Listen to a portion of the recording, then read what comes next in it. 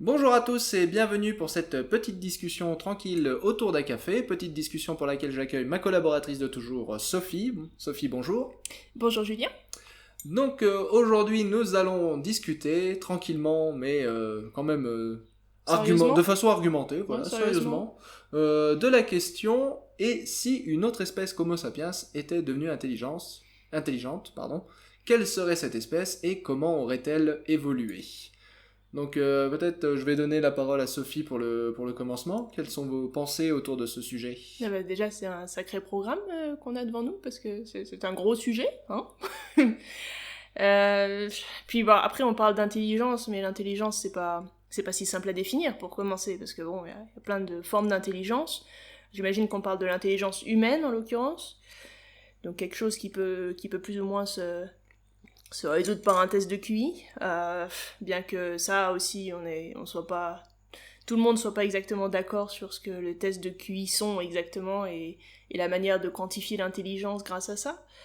Donc, Ouais, non, ouais, je vois ce que tu veux dire. Le truc, c'est que quand on parle d'intelligence et d'évolution de l'intelligence, le premier obstacle, je pense, qu'on rencontre, c'est déjà la définition de l'intelligence. On sait tous de quoi on parle individuellement quand on parle d'intelligence, mais quand il s'agit de le quantifier, quand il s'agit d'en faire quelque chose de scientifiquement observable, ça devient tout de suite un cauchemar parce que bah, même déjà entre êtres humains, on n'arrive pas à se mettre d'accord sur ce que c'est de l'intelligence et ce que c'est de la pas ouais. intelligence, quoi. Donc Maintenant, essayer de faire ça entre espèces, ça va être intéressant.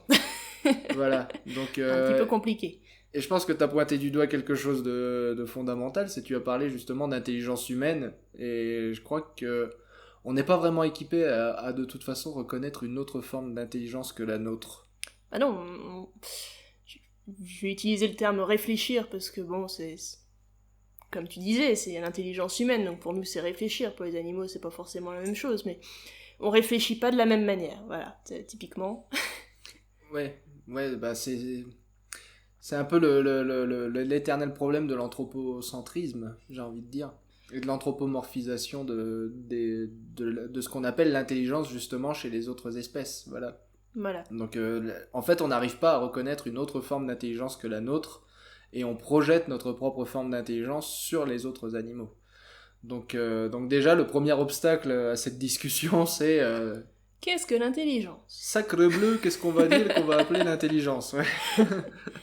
Donc, bah, je pense qu'il va falloir se restreindre. Enfin, je sais pas trop, mais va peut-être falloir se restreindre justement à cette forme d'intelligence qu'on sait reconnaître et qui est la nôtre. Oui, oui, C'est effectivement. notre limitation, on va dire, par défaut, quoi. Oui. Parce que voilà, un dauphin, si ça se trouve, les dauphins ils sont super intelligents. Il y a des articles qui disent qu'ils sont capables d'avoir des conversations, de résoudre des problèmes et tout ça. Bah oui, mais comme ils ont pas de pouce opposable et aucune expression faciale, bah on est quand même C'est super embêtés, quoi. assez difficile. Donc, Et pourtant, c'est quand même des mammifères, donc ils sont pas si loin que ça de nous au final. et là, ouais, on parle que de mammifères. Alors imagine maintenant un truc genre Pandora, tu sais, là, sur la planète d'Avatar. Il y a un réseau de racines intelligents sous terre, mais t'en as, voilà, comme de toute façon on n'est pas connecté à ce réseau et qu'on n'a aucune idée de comment il fonctionne et de comment il s'exprime, si même il s'exprime d'ailleurs, Ah oui, on peut. ben on reconnaîtra jamais ça comme de l'intelligence, même si on Donc, l'a sous le nez, quoi. c'est ça. Et Bah, là, même chez nous, hein, imaginons que toutes les arbres soient connectés par des racines ou quoi que ce soit. Comment est-ce qu'on fait pour savoir que bah, ça ressemble à des neurones et que ça interagit ensemble de la même manière des signaux électriques peut-être à la rigueur, mais c'est à peu ouais, près voilà. tout ce qu'on va pouvoir trouver, hein. Ouais, voilà, donc on va dire que déjà que notre discussion elle vient de trouver une limite assez fabuleuse, c'est que de toute façon on parle d'intelligence semblable à la nôtre et reconnaissable par nous. C'est ça. Ce qui fait que l'espèce la plus intelligente après nous, ben C'est le chimpanzé. voilà. Fin de la vidéo.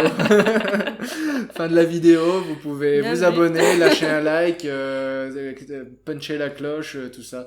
Non, bon, 4 minutes 30 on a tenu, 4 ouais, minutes 30. 4 minutes Bien 30. joué. 4 minutes 30 de débat, c'est formidable. Ah oui, là. Non, oui, bon, bah, l'espèce qui a le plus de chances de développer une intelligence anthropomorphique, c'est le chimpanzé, après nous, hein, bon, c'est Ah oui. normal. Et après le chimpanzé, ce sera le gorille, et après le gorille, c'est l'orang-outan, et ainsi de suite. Ah bah on peut faire toute la phylogénie comme Mais, ça, en dessin. on sait bien ce que vous voulez, bande de petits filous qui nous écoutez, on sait bien ce que vous attendez de nous, ce que vous voulez, ce que vous attendez de nous, c'est qu'on discute de est-ce que si les dinosaures n'avaient pas disparu, est-ce qu'ils auraient pu devenir intelligents comme nous? Du coup, on précise, comme nous. Comme nous, oui. Donc on parle bien d'une intelligence comme nous, pas d'une intelligence autre que la nôtre. Donc, C'est-à-dire quelqu'un qui soit capable d'utiliser des outils, voilà, tout ça.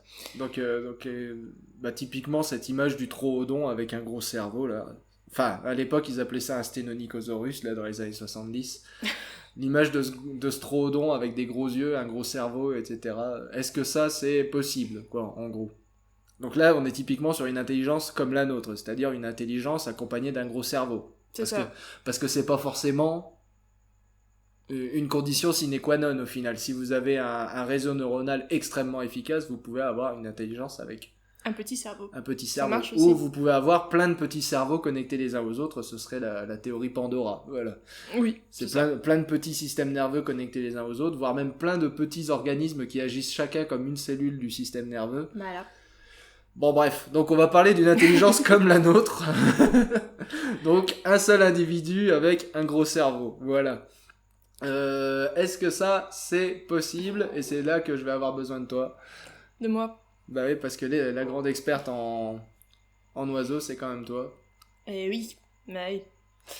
Mais alors, c'est sûr que les dinosaures, au final, on ne sait pas vraiment si eux, ils avaient une certaine sorte d'intelligence ou pas, mais par contre, ce qu'on sait, c'est que leurs descendants, les oiseaux actuels, eux, dans certains groupes en tout cas, parce que c'est sûr que vous regardez une autruche, on va se demander si c'est intelligent ou pas, le bestiau, mais si vous regardez des groupes comme ceux des perroquets ou des corbeaux, tout simplement, bah là, vous avez des oiseaux qui sont un peu plus intelligents, ou beaucoup plus intelligents d'ailleurs, pour certains, qui sont capables d'utiliser des outils, qui construisent des trucs absolument incroyables. Dans le cas de certains passereaux qui construisent des nids, on se demande comment ils font avec juste un bec et des pattes.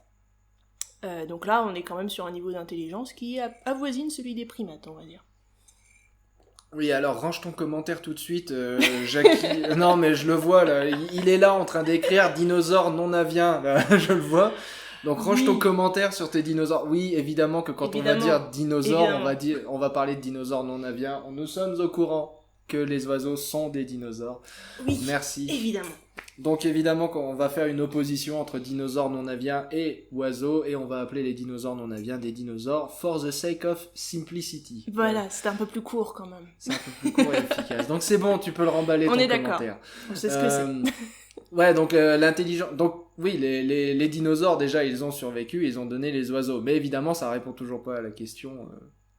Est-ce que les dinosaures auraient pu devenir intelligents? Et ça y répond en fait, et ça y répond pas. C'est ça le problème. Les dinosaures, ils auraient pu devenir intelligents s'ils avaient survécu, puisqu'ils ont survécu et que certains d'entre eux sont devenus extrêmement intelligents au point de résoudre des problèmes, qui sont équivalents à ce qu'un enfant de quel âge peut résoudre déjà Ça dépend des espèces, mais on peut aller jusqu'à 5 ans pour certains perroquets. Donc voilà, c'est quand même des perroquets capables de résoudre des trucs qu'un enfant de 6 ans... 5 ans, mais 5-6 ans, ouais, 4-5 ans, ça dépend. Le truc avec la question de l'intelligence, c'est aussi qu'on est un peu obligé, enfin quand on parle d'intelligence dans un contexte évolutif, on est un peu obligé de résumer ça à taille du cerveau aussi.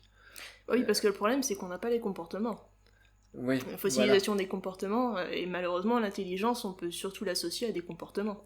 Parce qu'on a tendance à dire par exemple que les droméosaures, donc la famille des raptors, ils étaient très intelligents, ils avaient un plus gros cerveau que la plupart des autres dinosaures, ce qui est vrai, mais ce qui n'atteint toujours pas la taille du cerveau des oiseaux.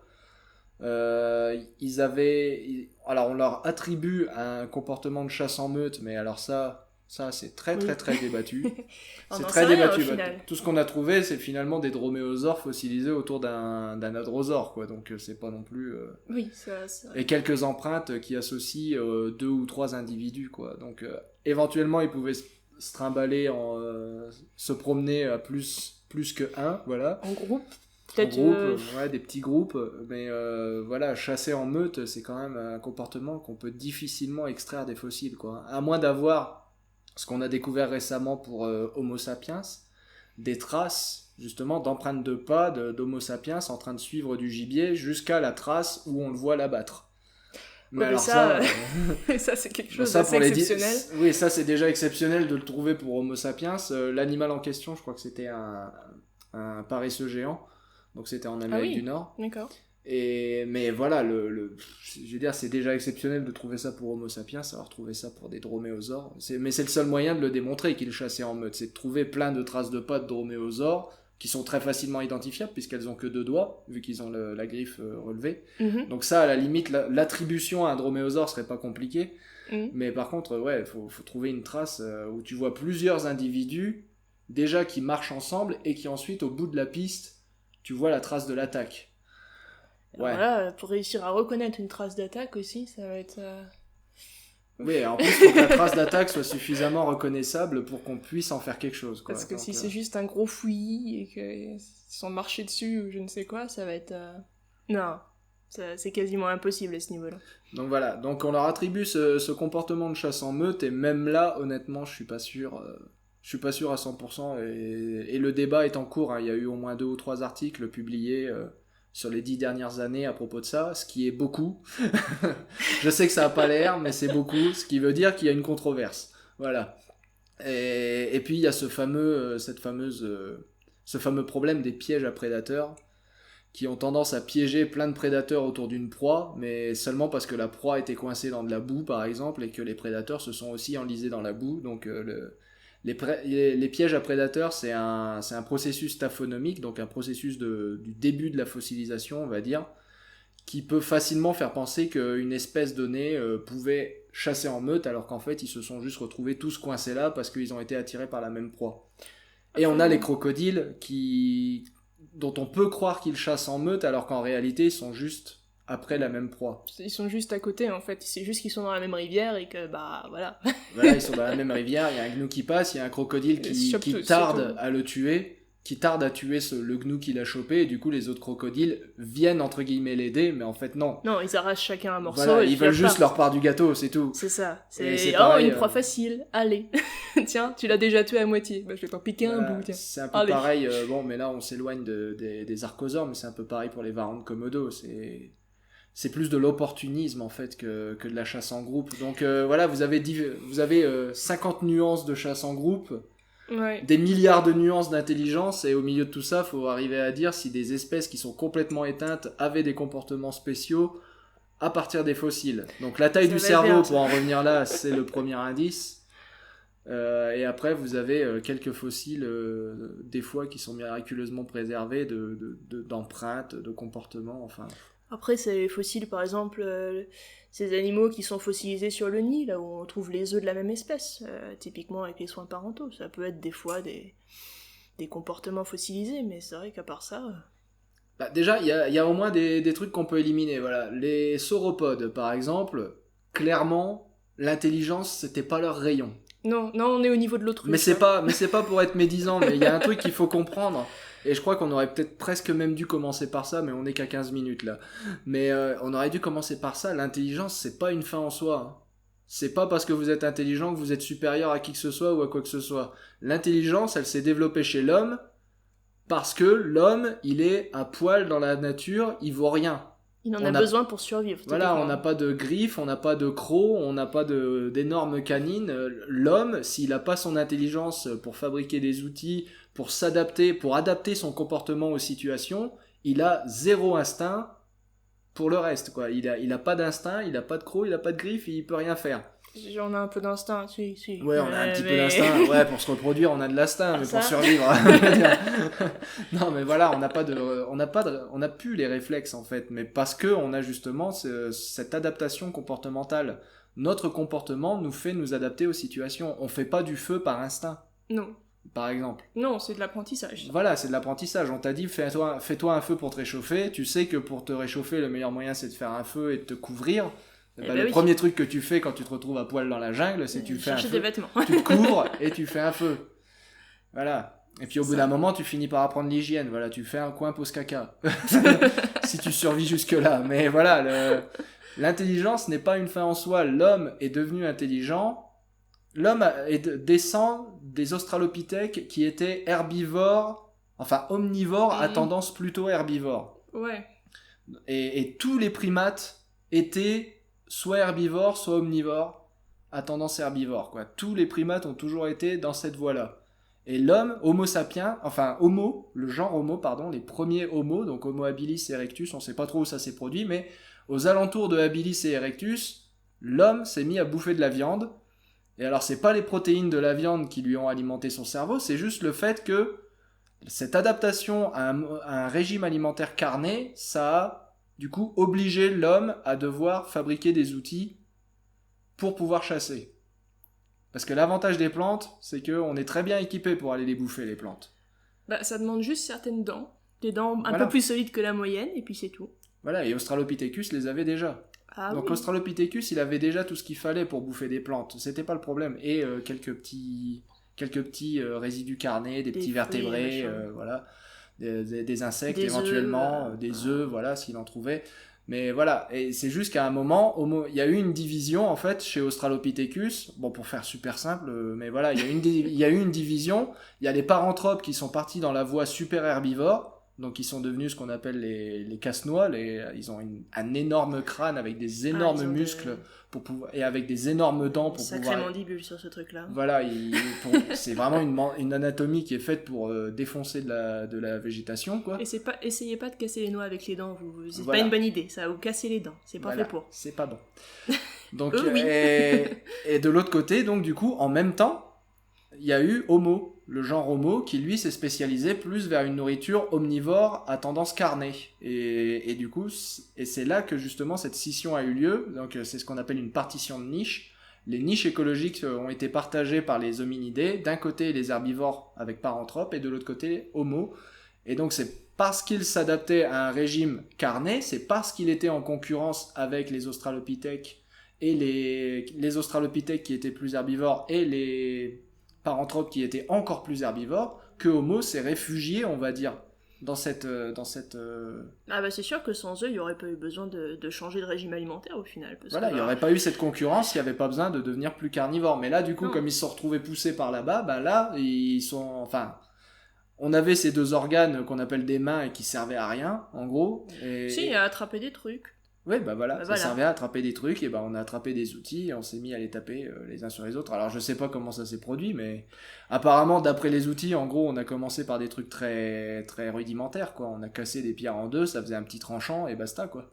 Mais voilà, c'est grosso modo, le fait d'être... L'intelligence de Homo est venue après le fait qu'il soit devenu carnivore, voilà, et d'être équipé surtout. Et du coup, cet équipement, il a fallu qu'on le fabrique. Voilà. Ce qui a stimulé l'évolution de l'intelligence. C'est ça. Voilà.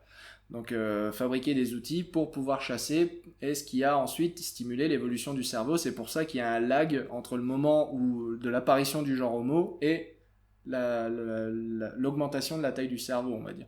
C'est ça. L'augmentation de la taille du cerveau, c'est Homo erectus, alors que le genre Homo, il existe depuis Homo habilis et probablement même avant ça.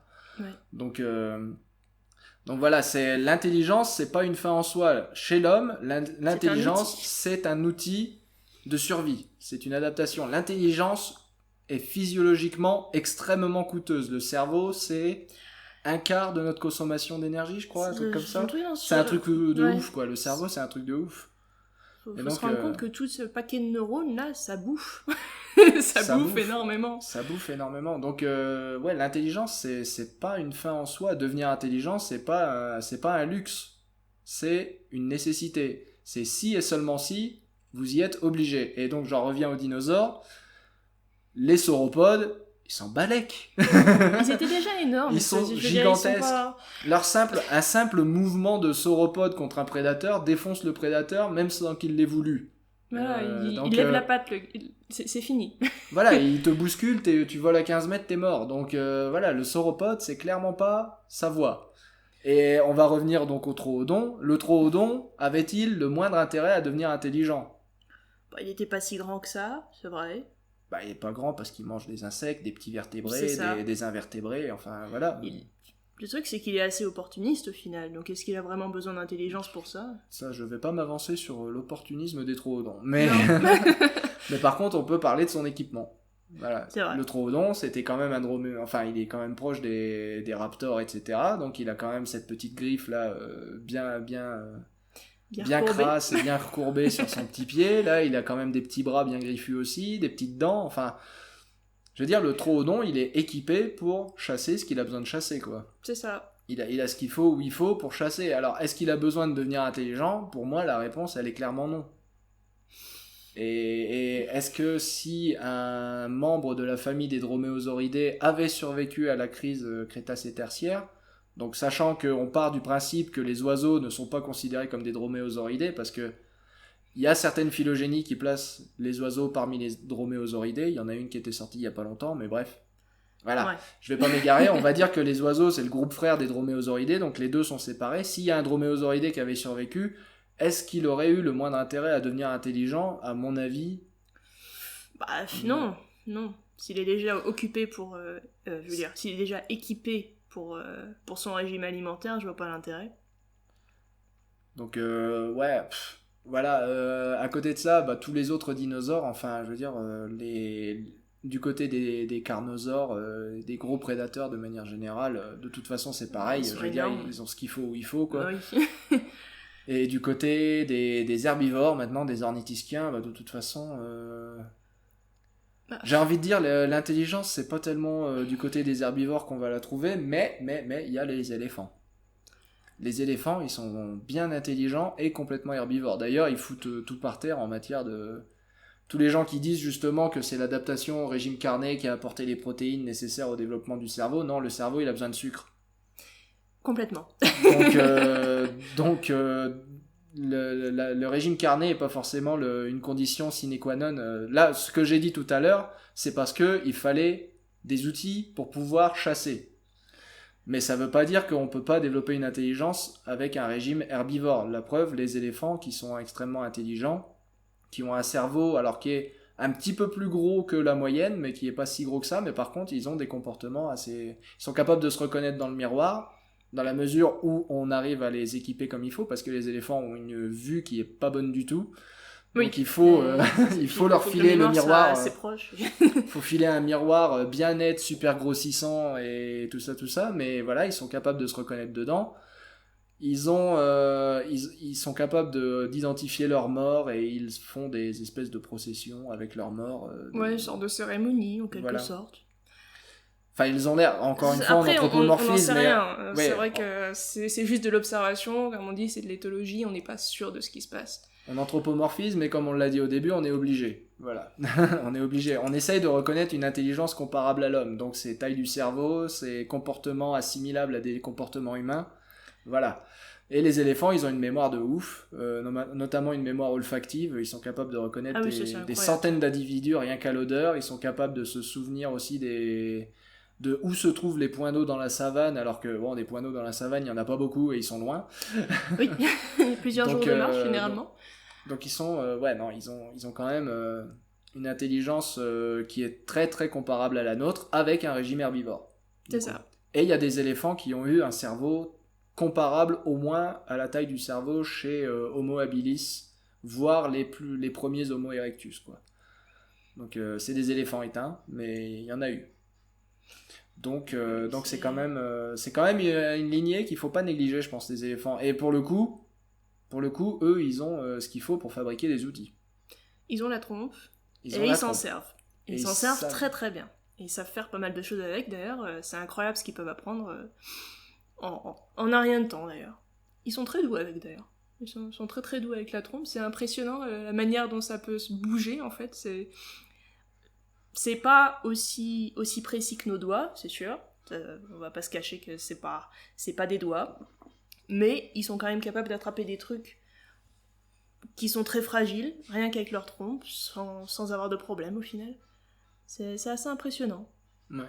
Et là où il y a une comparaison intéressante à faire, du coup, c'est justement Donc, en repartant du principe qu'on cherche une intelligence humaine et que l'intelligence humaine, elle vient du fait qu'on a développé des outils et qu'on avait justement des organes qui ne servaient à rien du fait qu'on était bipède, on avait ces deux organes qui étaient les mains, qui étaient libres, ouais. Et qui pouvaient être utilisés pour fabriquer des outils. Justement, encore une fois, on peut repartir sur les oiseaux. Les oiseaux, ils ont un gros problème au niveau du développement de leur intelligence. C'est qu'ils ont des ailes. C'est qu'ils ont des ailes, voilà. Donc, ils ont pas de bras. Voilà. Tout à fait. Ils ont pas de bras. Et donc, et c'est pas un problème en soi. Je veux dire, on peut être intelligent sans avoir de pouce opposable. Commencez pas à partir sur le délire du pouce opposable, sérieusement. Mais voilà, non, parce que je vous connais, hein. J'en ai vu des commentaires comme ça, des délires de pouce opposable. On peut pas être intelligent sans pouce opposable. Si, on peut. On vient de dire que les éléphants, ils sont très intelligents, ils ont pas de pouce opposable. Ouais, mais alors, est-ce que l'espèce de doigt que t'as sur la trompe, ça compte comme un pouce opposable, du coup? Bah, ils ont une capacité de préhension, oui, qui est comparable à notre pouce. Mais je veux dire, ils peuvent être, voilà. C'est juste que c'est pas, voilà, les oiseaux, le problème, c'est que ils utilisent deux organes pour attraper des trucs et pour fabriquer des choses, et ils arrivent à fabriquer de choses remarquables. Tu parlais des nids. Les nids de tisserins sont des objets absolument c'est des œuvres d'art. incroyables. On n'est pas capable de faire ça, nous. Ouais, si, on serait capable de les tisser, mais il va falloir quand même apprendre pendant pas mal d'heures avant d'arriver à faire quelque chose. Mais là, pour le coup, c'est de l'instinct en plus, c'est-à-dire qu'ils apprennent jamais. Si, parce que les premiers nids qu'ils font, en fait, bon, ça commence par de l'instinct, mais après, petit à petit, ils se perfectionnent. D'accord. Donc en gros, les premiers nids, voilà, ils sont pas géniaux, généralement. D'accord. Mais ouais, donc voilà, les oiseaux, ils sont capables de fabriquer des choses, d'attraper des objets. Les corbeaux, ils sont capables de manipuler des objets, comme on le disait, au point de pouvoir résoudre certains petits problèmes qu'on leur pose, des petits problèmes mécaniques. Des choses ils comme sont ça. capables d'en créer des objets aussi. Ils sont capables de créer, de manufacturer des objets relativement simples, mais quand même, des petits bâtons, des choses comme ça. Il y a même une espèce de corbeau qui est assez impressionnante, qui découpe une feuille. Alors sur le bord de la feuille, en fait, c'est des petits crochets. Il découpe le bord de la feuille juste de la bonne taille.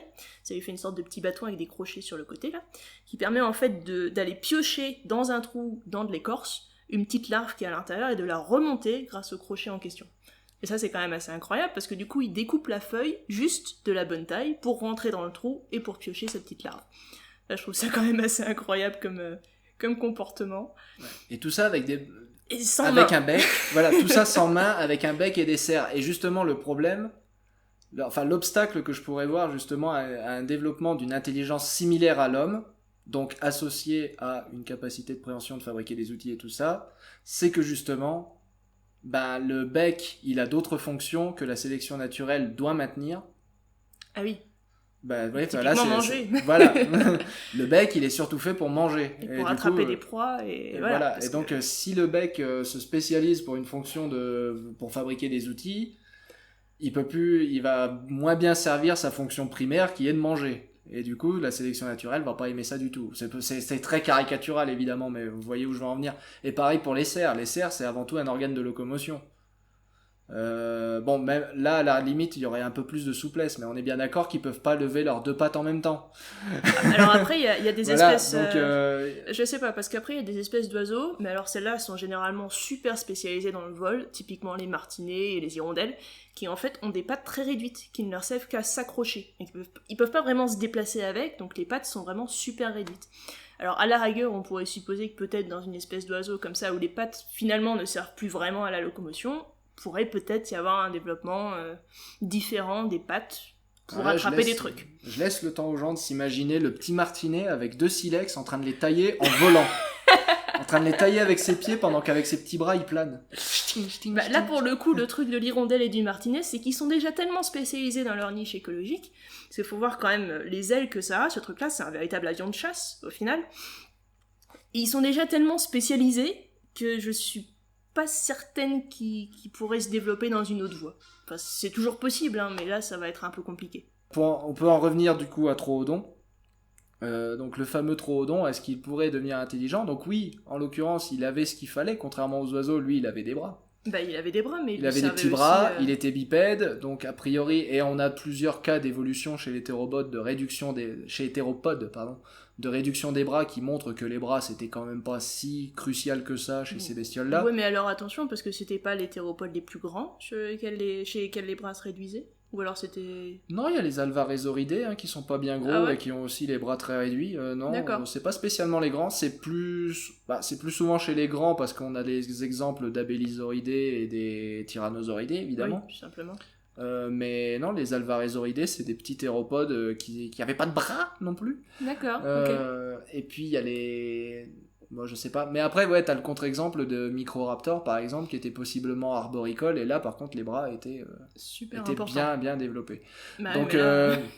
t'as les deux possibilités, mais disons que voilà, on sait que chez les théropodes, il y a des exemples de, de, de réduction des bras, donc les bras n'étaient pas cruciaux pour la survie, donc possiblement, on sait que c'est possiblement un organe qui est libre. Et on a le pouce qui est semi-opposable chez ces théropodes, donc une capacité de saisie de précision. C'est un d'ailleurs des gros arguments en faveur de la théorie du Stenonychosaurus intelligent, qui dit que voilà, le pouce opposable du coup a évolué à partir du doigt 1 des théropodes. Ouais, mais alors attention, parce que peut-être que tous les théropodes sont pas arboricoles, et qu'ils utilisaient pas forcément leurs bras pour grimper aux arbres, mais il y en a certains qui devaient quand même utiliser les bras pour d'autres choses, typiquement la reproduction. Et si jamais t'as plus de bras, eh ben y a plus de repro. Parce que Oui, tu non. maintiens la Non, femelle, mais ou là, alors on tu... parle pas de perdre les bras. Non, mais c'est pas une question de perdre les bras. La perte des bras, c'est juste l'argument que j'utilise pour dire les bras, ils sont libres, globalement. Les bras sont libres bon. pour adopter une nouvelle fonction. Si on applique une sélection naturelle vers une évolution d'une capacité à tailler des outils, alors ça va pas empêcher une autre fonction de s'accomplir. Voilà, c'est ça que je veux dire. Bah ça dépend des fois, parce que si t'as une fonction très précise, peut-être que t'as pas forcément... Oui, mais justement, mon argument, c'est qu'il n'y avait pas de fonction très précise. Ça rien. Bon, on va partir du principe qu'il n'y avait pas de fonction très précise, et que du coup, voilà. Donc Troodon aurait pu avoir ce pouce opposable qui lui aurait permis d'attraper les outils, et de les tailler, et d'obtenir une intelligence simili-humaine. Mais encore une fois, pourquoi tailler des outils ? Bah, si t'as déjà les outils pour attaquer tes proies, je vois pas trop l'intérêt. Pourquoi tu t'embêterais à tailler un silex en bout pointu alors que t'as déjà tous les bouts pointus qu'il faut partout où il faut, quoi ? C'est ça. T'as déjà des bonnes déjà griffes, t'as déjà quenottes. des bonnes dents. Alors, à moins que justement les troodons. Alors, et là, peut-être qu'éventuellement, il faut aborder une chose qu'on n'a pas abordée jusqu'à présent.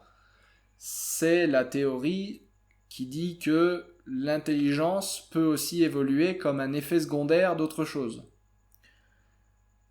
Et donc en l'occurrence, c'est alors par exemple la théorie du social brain, donc du cerveau social, c'est-à-dire que les animaux vivant en société pour se protéger, enfin vivant en groupe pour se protéger avant tout, doivent gérer des relations sociales qui n'existaient pas avant, et du coup deviennent plus intelligents. Enfin du coup la sélection naturelle se met à sélectionner des comportements plus intelligents.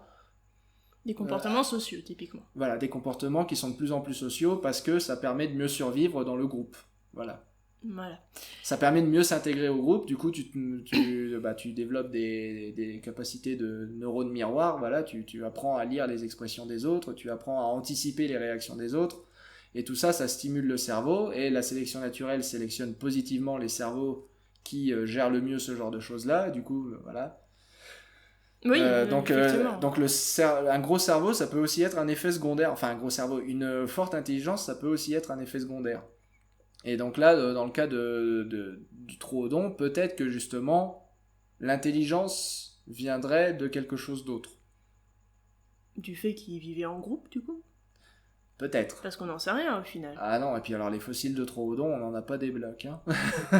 Non, bah du coup, ça... Ouais.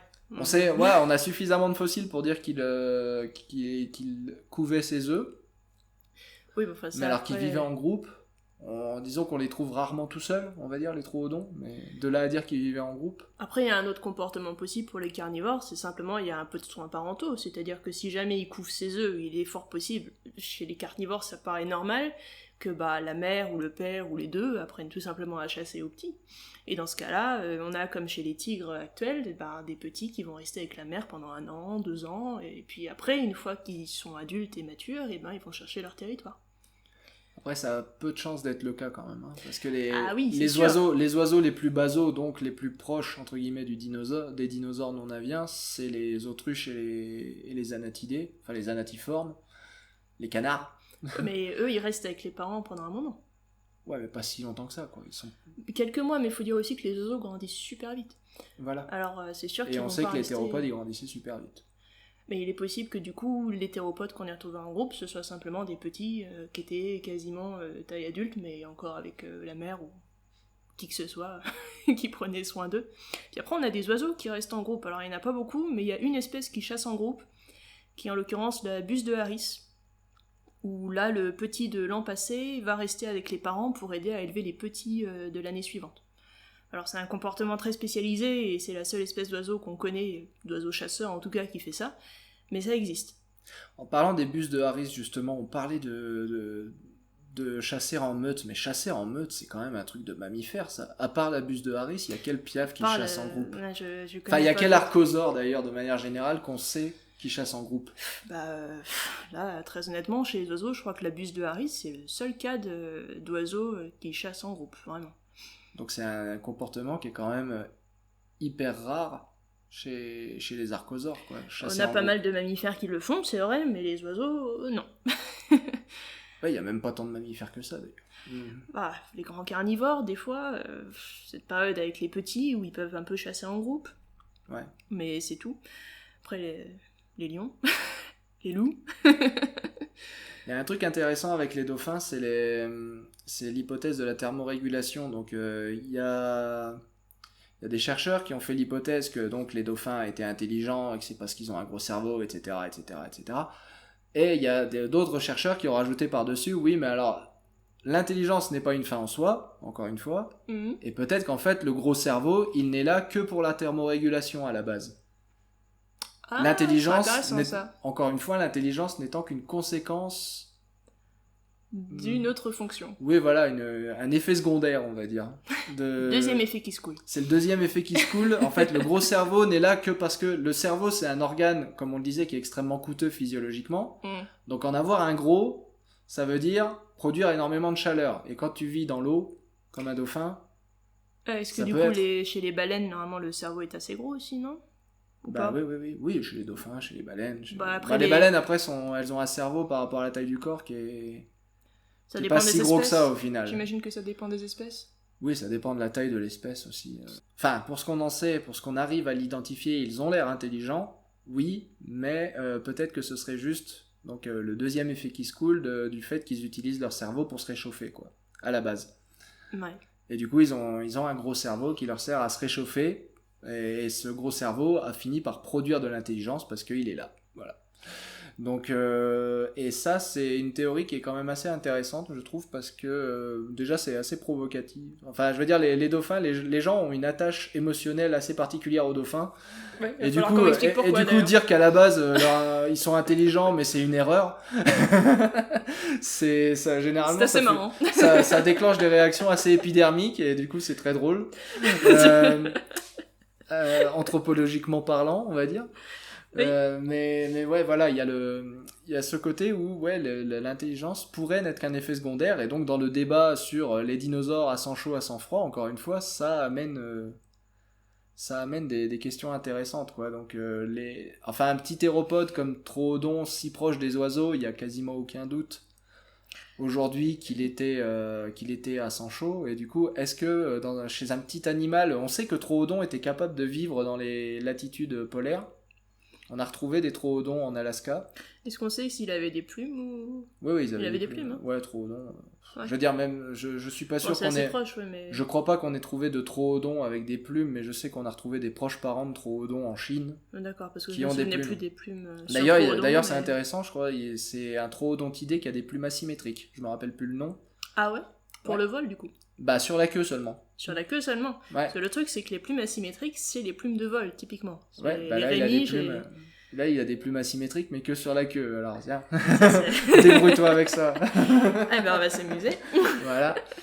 Donc oui, on sait qu'il pouvait vivre dans les hauteurs arctiques. Donc, pourquoi pas imaginer un scénario où Troodon s'adaptant, survivant à l'extinction déjà. Enfin, survivant jusqu'à la fin du Crétacé, parce que Troodon, c'est pas un truc du Crétacé, de la fin du Crétacé.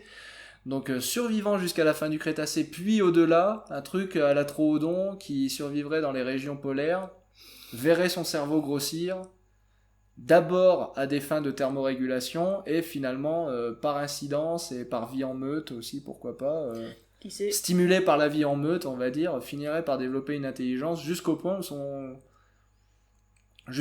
où finalement il se met à tailler des outils même s'il en a aucun intérêt.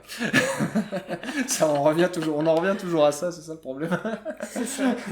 Se met à fabriquer des trucs, voilà.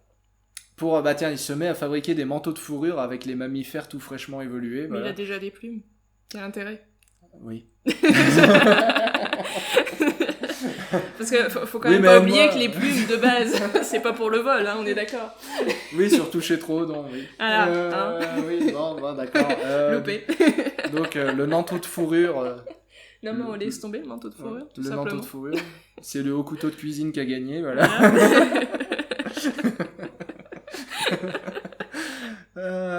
Bon, alors il fabrique pas des manteaux de fourrure, il fabrique pas des hauts couteaux de cuisine, alors il fabrique quoi avec ses petits doigts? Parce qu'il a quand même son pouce opposable depuis le début. Il a déjà un abri. pouce. Pourquoi est-ce qu'il se fabriquerait pas un abri à la rigueur pour se protéger des tempêtes voilà. de neige, des trucs comme ça? Parce qu'il a des plumes. Non mais pourquoi l'homme se fait des vêtements? Parce qu'il est à poil. Ouais, je sais. C'est pas... Mais à la rigueur, il y a certains animaux qui se font des abris, même s'ils ont de la fourrure ou des plumes. C'est vrai. Et ça peut être Ouais, possible. mais creuser un terrier, il n'y a jamais eu besoin de pouce opposable pour creuser un terrier. Creuser un terrier, non, mais construire autre chose, par exemple... on en revient aux primates, mais il y a des primates qui se font un nid de branchage tous les soirs. Oui, mais les oiseaux savent faire des nids. Ils savent faire des nids sans main, on est d'accord. Ils ont pas de bras. Ils ont pas de bras. Ils ont toujours pas de mais bras. peut-être que dans un truc polaire, il aurait besoin de mains pour construire un truc style igloo, on sait pas. Hein. On sait pas. On sait pas. On sait plus. Ça commence à devenir compliqué. Les petites cabanes de trappeurs, moi je vois bien le troodon à l'intérieur. Le troodon avec sa petite hache là. Sa petite hache, sa petite casquette en queue de castor là. Ouais. Amis du Québec, bonjour. Surtout pas de clichés. Surtout pas de clichés. Et la chemise à carreaux. On n'a pas parlé de sirop d'érable là. Alors les érables à sucre. Donc le troodon, comment il peut avoir un gros cerveau? Ça. Voilà, je crois qu'on a... La dernière qu'on avait proposée, c'était avec les éléphants. Donc là, c'est notre article à nous, qu'on a fait avec Paul Manger. C'est pour les éléphants, ce qu'on avait proposé, c'est que il est possible aussi que un gros cerveau évolue simplement avec la taille du corps, en fait. Ils aient un gros cerveau, mais parce que en fait, d'abord, ils évoluent vers de grandes tailles, et ensuite vers du nanisme.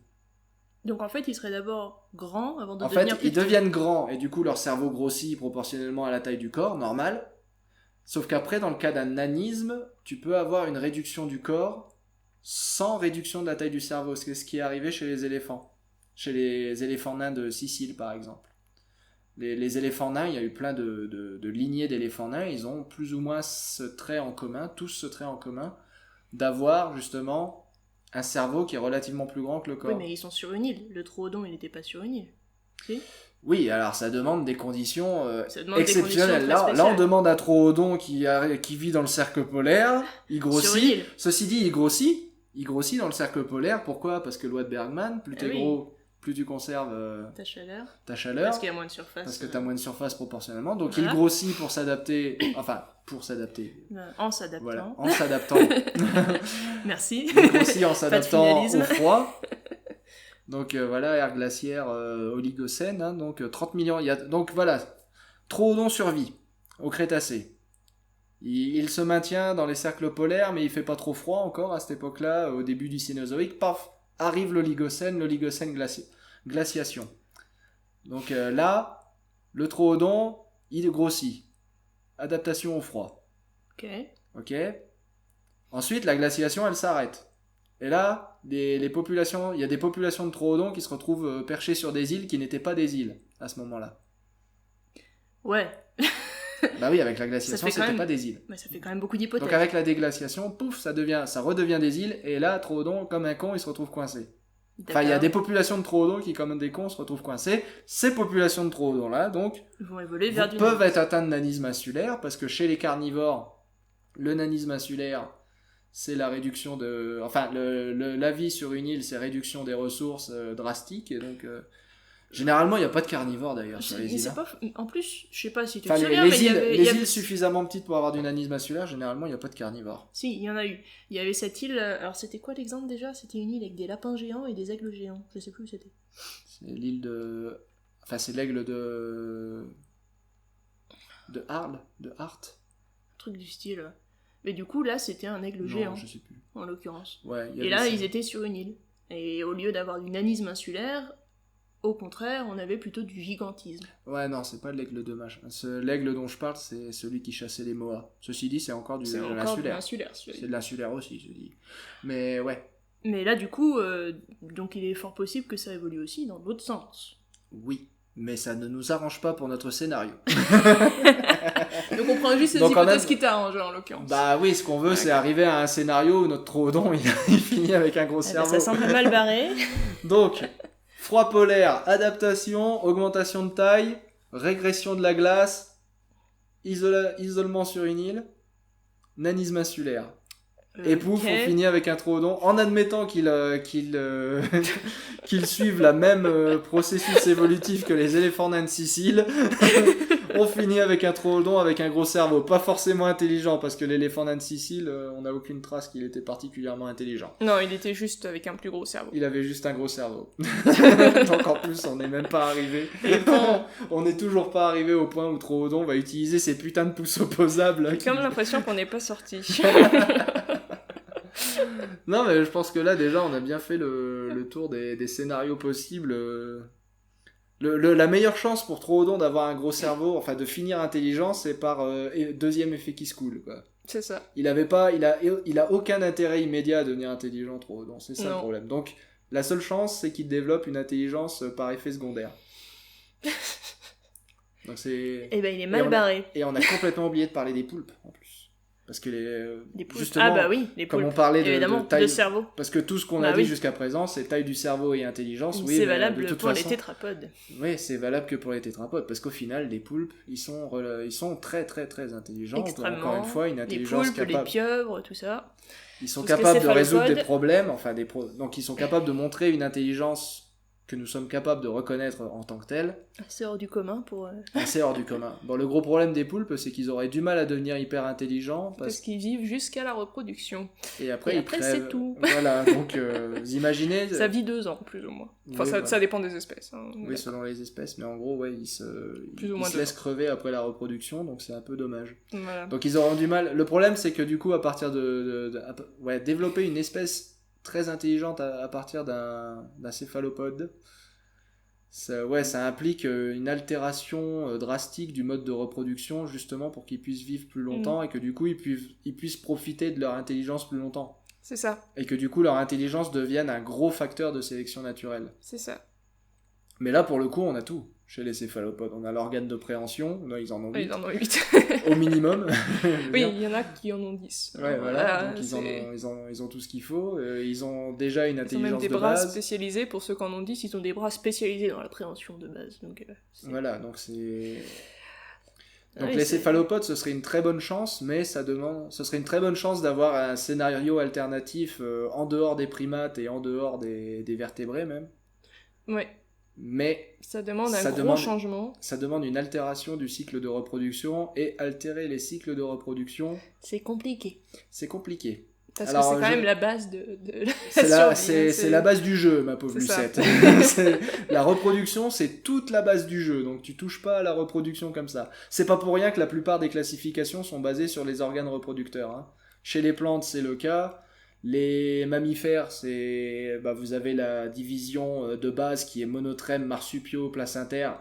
Elle est basée sur le système reproducteur. Ouais. Pourquoi ? Parce que tu fais pas le con avec la reproduction. C'est la base, c'est la survie de l'espèce, les gars. La raison pour laquelle on utilise des organes reproducteurs, c'est parce qu'ils sont remarquablement stables, même à travers des espèces très différentes. Donc, voilà. Tous les marsupiaux de la petite comment on appelle ça, taupe marsupiale jusqu'au gigantesque diprotodon, tous les marsupiaux se reproduisent de la même façon. Tous les placentaires se reproduisent de la même façon, de la plus petite des souris jusqu'au plus grand des éléphants ou de la baleine bleue, quoi. Alors après, on est même les baleines, vous imaginez, là où il faut imaginer, c'est ça. Que même les baleines. Bref, pour en revenir à ce qu'on disait, voilà, on fait pas le con avec le système de reproduction, et du coup, les poulpes... Les poulpes. les poulpes, ils sont mal barrés, du coup, pour être une espèce intelligente. Après, il y a moyen d'altérer la durée de la reproduction, tout ce qui est temps. Chez les oiseaux, ça se voit pas mal, et puis chez les mammifères aussi. C'est-à-dire, typiquement, chez les oiseaux, la durée d'incubation des œufs, ça varie grandement selon les espèces, selon la taille de l'animal, tout simplement. Ou bien chez les mammifères aussi, la durée de gestation, tout simplement. Ou quand est-ce qu'on se reproduit dans l'année. Alors chez l'homme, c'est un petit peu délicat, mais après, pour les autres animaux, généralement, il y a des cycles. Donc il y a une certaine période de l'année à laquelle on se reproduit, ou bien c'est un cycle, comme l'homme, on est fertile à un certain moment, et puis pas à un autre, et puis voilà. Donc ça peut être altéré. Ouais. Ouais, du coup, ils se reproduiraient super... S'ils peuvent se reproduire, par exemple, si jamais ils arrivent à bouger la reproduction après, je sais pas, une dizaine d'années. C'est-à-dire que tu vis ta vie pendant 10 ans, et puis à la fin, tu te reproduis seulement. Là, ce serait... Là, ça demande ce qu'on appelle une pédomorphose, du coup. Donc une pédomorphose ultra-violente, quoi. Ultra-violente, oui.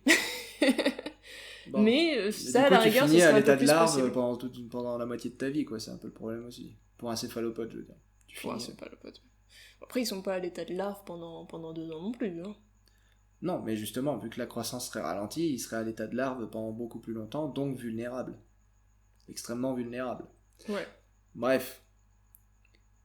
Pour conclure, si la crise Crétacé-Tertiaire n'avait pas eu lieu, Troodon serait-il devenu intelligent ? Non. Non. Clair et net. Non, très peu de chance. Très peu de chance. Il y a un scénario, il y a une possibilité. Pour qu'il ait un gros cerveau, pas forcément pour qu'il soit intelligent. Je pense qu'il y en a plus d'une, mais enfin là, quand même, faut pas exagérer. Ça demande un peu trop d'hypothèses, c'est pas... Voilà. Il y a one shot pour qu'il devienne super... pour qu'il ait un gros cerveau, et que par incidence, éventuellement, ce gros cerveau lui donne de l'intelligence. Mais... il y a que one shot. C'est pas gagné, c'est vraiment pas gagné. Il y a que one shot. Ouais. Et si l'Homo sapiens n'était pas l'espèce intelligente sur Terre, quelle espèce pourrait être intelligente ? J'avais envie de dire quelle espèce le remplacerait, mais de toute façon, l'intelligence n'étant pas une fin en soi, il n'y a rien qui le remplacerait. Je veux dire, il n'y a pas besoin d'espèces intelligentes. Le monde n'a pas besoin d'espèces intelligentes. On a plus ou moins construit notre niche écologique. Hein. Oui, ouais, c'est exactement ça. Ouais. En fait, notre intelligence nous a fait construire notre propre niche écologique. C'est une histoire de survie, c'est-à-dire qu'on était poussé de l'autre niche écologique, il a bien fallu s'adapter, l'adaptation en question était l'intelligence, voilà, c'est tout. C'est pas... Donc voilà, à moins qu'une autre espèce qui a déjà de base un cerveau comparable à celui d'un primate, du primate qu'on était à l'époque, donc qui a déjà les facultés de base, on va dire, et que cette espèce rencontre des circonstances qui ont été similaires aux nôtres, éventuellement, on aurait une autre espèce intelligente.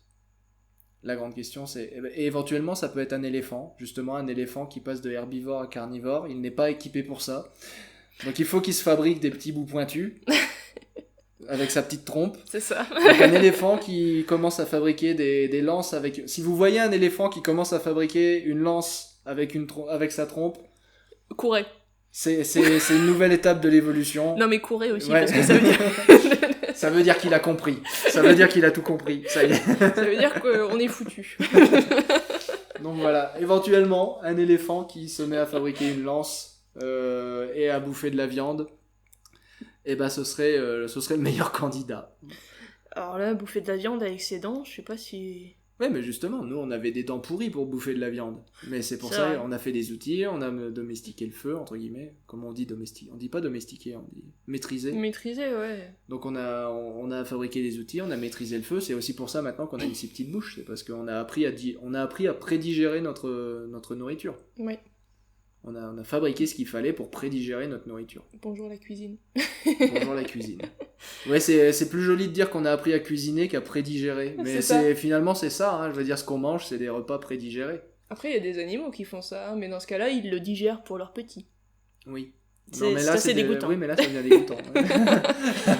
J'aime pas mal recracher. Mais voilà, c'est ça l'idée. C'est on n'est pas équipé pour manger ce qu'on mange, mais... Heureusement, on a nos mains qui permettent de prédigérer. On a des intestins trop courts, on a des... Pré-mâchés, tout ça. Enfin non, justement, on aurait des intestins trop longs pour des carnivores. Pour des carnivores stricts. Ouais. Pour des carnivores stricts, on aurait des intestins trop longs, on n'a pas les dents qu'il faut, mais du coup, vu qu'on prédigère, Bah tout ça va marche. bien. Voilà. Tout va bien. Donc voilà, merci Sophie d'avoir apporté tes lumières. Ouf. Merci. Donc voilà, on espère que ça vous aura plu et on vous dit à très bientôt sur notre chaîne. Ciao! Ciao.